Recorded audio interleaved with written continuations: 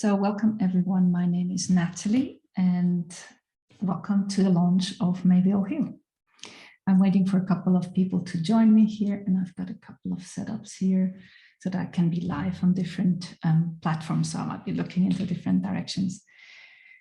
I wanted to welcome you. It's the month of May and MWAH Heal has been running for the 8th year in progress.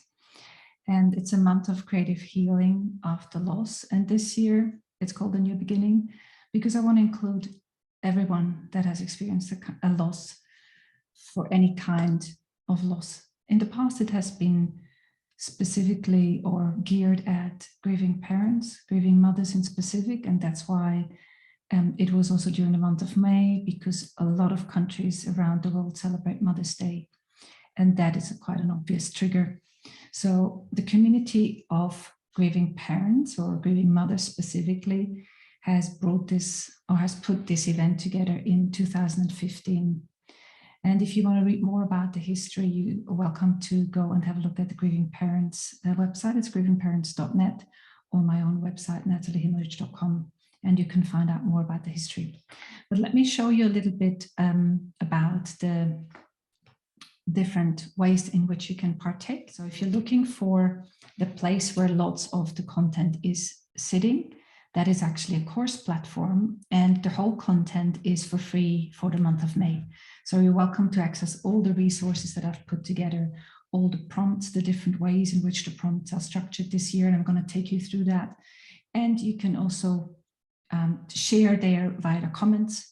If you have Facebook, then use that. There's an event page on Facebook, and you find it if you just put in MWAH Heal 2022 and make a note it's an event, and you can go to the event page and sign up there and respond. There's also different classes that will be held throughout the month. This is the launch. Then there will be a couple of check-ins, midway check-in at the end, what to do at the end, and how to continue after this month. Also, if you're watching this and it's no May, doesn't matter. You can do this 31 days of healing, creative healing, in any way that you want, at any time that you want. My name is Nathalie Himmelrich, and I've been dealing with grief and trauma for many years, both personally as a therapist and as an author. I've written a number of books on the topic, the latest one being Bridging the Grief Gap. And there's also a companion book for MWAH Heal here that goes along with this event. You can do it without the book, but it's a nice way to collect it as a momentum, and has got different pages that you can use. This is the hardcover, and there's also a softcover version, just for you to know. Now, let me go through the different pages for you to have a look at. And this is the course platform. I hope you can see that. And if you can give me some feedback, if you can't, then please let me know. But anyway, the course platform is on Teachable. That is a quite easy platform. And if you watch the intro video that I've posted on many of the different platforms, you can go and check it out. The first module is as a free preview available, so you can go and check it out and see what this structure looks like. It's quite easy, and I promise, even if you've never done an online course before, this is really easy. So if you're on the Zoom call, you can see this now. So this is the platform that it looks like. It's got buttons that say Start Lesson. And if you go to the first lesson, there is content here beneath. On the left side, there are the different lessons, followed by the different course modules. It says Module 1, Preparation. And as I said, the first one, which is just called Welcome to MWAH Heal, is available as a free preview. So you could go and check it out and see whether that's something for you. There's also some downloadable resources already in the free preview. But as I said, you can join in for the month of May for free. Now, some of the modules, or not some of the lessons, they already have an audio file attached to it. So if you feel, okay, this is too much for me to read, this is quite easy, and you can press on that button here and you can listen to me actually talking about what this is about. I'm explaining why you want to do it, who you are, you want to share it with maybe, and what kind of material you need, when, so how to prepare yourself and create a time and space that you're uninterrupted. Also place and space where you want to do it. Maybe you want to have your things ready that you want to use in terms of your creativity. Now, this doesn't have to be drawing or painting. It can be anything. I'll give you an example. Today, I planted a whole lot of lavender. Now, lavender for me is a connection to both my child who died as well as to my mother. My mother loved gardening. And so just the other day, I went to the shop and I found these butterfly lavender plants. And butterfly is another symbol for me to be connected to my daughter. So I decided to buy a few of those plants and planted them into pots in different places of my garden, as well as on my balcony.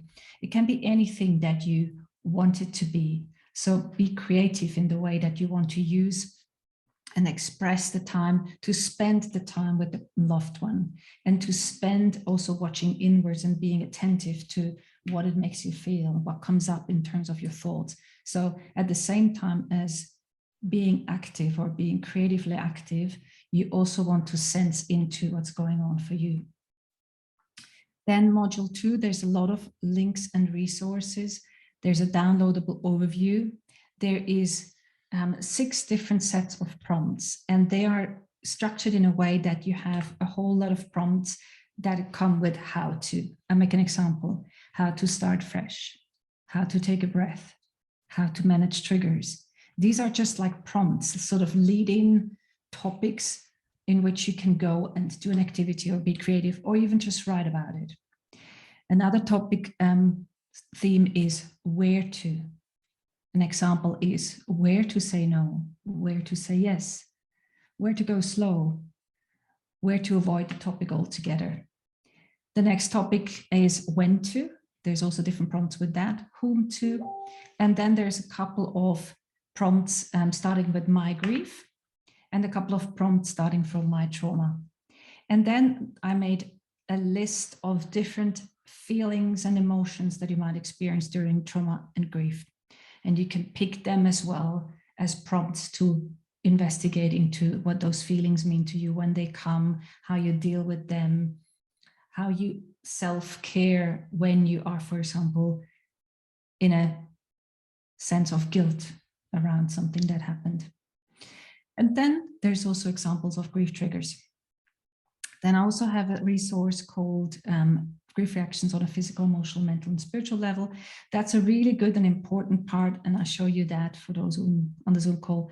I've made a whole list of different reactions: physical, emotional, mental, and spiritual, because lots of my clients, they describe those. For example, physical reactions we have here: insomnia, headache, loss of appetite, muscle attention, tiredness, exhaustion, change in sleep pattern, and so forth, anxiety attacks. And what happens is when I explain to them why they're there, or given that they're normal, it just takes a little bit out of the intensity of that, the way that grief takes its or uses its energy to move through your body. Now, with all of those symptoms, specifically the physical ones, you want to go and check them out by a doctor. So to just avoid any other reasons that you might feel muscle attentions, just to rule that out. Then module 3 is an agenda with all the different community events we have. As I said, there's on the Facebook event page, they're also listed there, and we'll see them when they come up. You can also add them all to your calendar. That will be a good thing to do. And they made so that there's different time zones, so that, I mean, right now there's a time zone that really fits well as well with Northern America, and Europe doesn't fit so well for those in Australasia. But it just has to be a time of day where it is daylight here, where it is daylight where you guys are, so that we can have a lot of people together. And then there's another module called Finishing Maybe I'll Heal. There's different ways that you can continue this healing if you choose to do so, and have a look at that as well.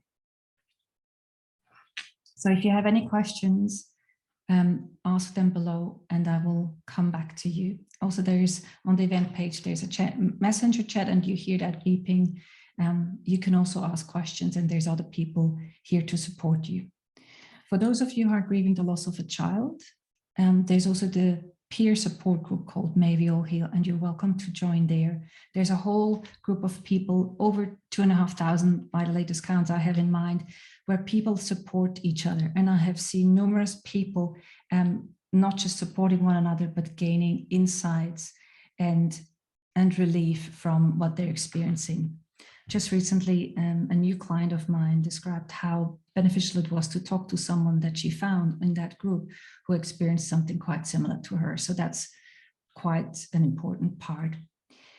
Now, again, even if you're grieving the loss of anyone else than a child, I mean, I have lost my mother 10 years ago through suicide, and I have lost my child, and it's going to be 11 years in September.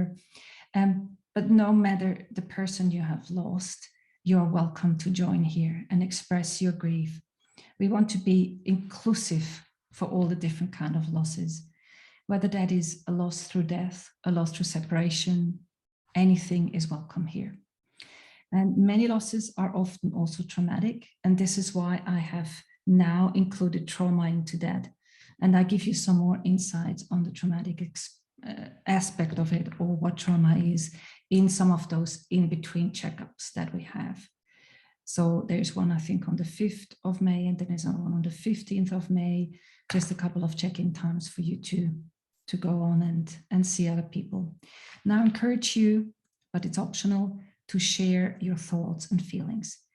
I want you to be mindful as to where you want to share those. It's up to you. You can either choose to share them on your Instagram if you have that, or share it on Facebook if you want that. Just be mindful of who's able to read that and who you want to be open. Or you can also just do it all by yourself and share some insights that you have if you want that. The community aspect of this event has been proven to be really helpful. That's why my encouragement, but it's by no means needed or required. Needed, but it's not required. Now, someone asked about being religious, whether that's a prerequisite. It's not. In fact, I wouldn't consider myself as religious. I'm spiritual, but I do not follow a specific religion. So I want this to be clear here as well. We're inclusive of any kind of beliefs in terms of religion, different versions of that. And so therefore, be mindful of what you share to be inclusive of other beliefs in that point. Now, if you have any questions, I'm going to stop sharing my screen, then you can see me again. And I see if there's anyone here that has a question, or if you have any questions here on the Maybe I'll Heal and on my page, you also feel free to write them in the comment section later, and I'll come back to those questions. I mean, go check out the material. As I said, you can join for free. There's all this material available for you. Make as much use as possible. One specific download I want to put close to your heart, it's called Dear Friends and Family. So when we're doing something like that, where we're potentially sharing more often than usual about our loved ones or about how we're feeling, it's a good thing to actually set a frame to those people who are reading those posts and make it clear what you're doing and why you're doing it, and maybe even share how they can support you. Today is also International Bereaved Mother's Day, and on the Grieving Parents Support Network on Facebook, I posted a couple of images if you want to share those. There's also a suggestion on how people can support you. This is a good way to actually encourage people to do something that is meaningful to you. Maybe if you want to add a different suggestion to what is already there, feel free to do that as well. Anything else that I wanted to say? I'm here for you. So if you want to share something with me, this is the month of May that I make myself even more available. If you feel like you need special or more in-depth connection to me, or if you feel like you'd like to do an introductory session with me one-on-one, I do offer them, and it's half an hour for free. So you can set up a Zoom time and you can come and meet me via Zoom, and you can ask me any questions, and I can help you also find the best suitable way for you to continue your healing, whether that is through what we're doing here or through another means, whether that's one-on-one, whether that's therapy or any other form group. I know quite a few different options that are really helpful. So I hope that you gain a lot of healing, a lot of integration of your trauma and your grief, and that you take it easy on yourself. Again, it's not required that you do this every day. It's good to take time and make time, maybe even set a time in your diary so that you can give yourself the time and space to do that. This is for you. This is your time. This is the time that you spend with your grieving and your healing. So I hope to see you all sharing, and I look forward to meeting you. Thank you so much.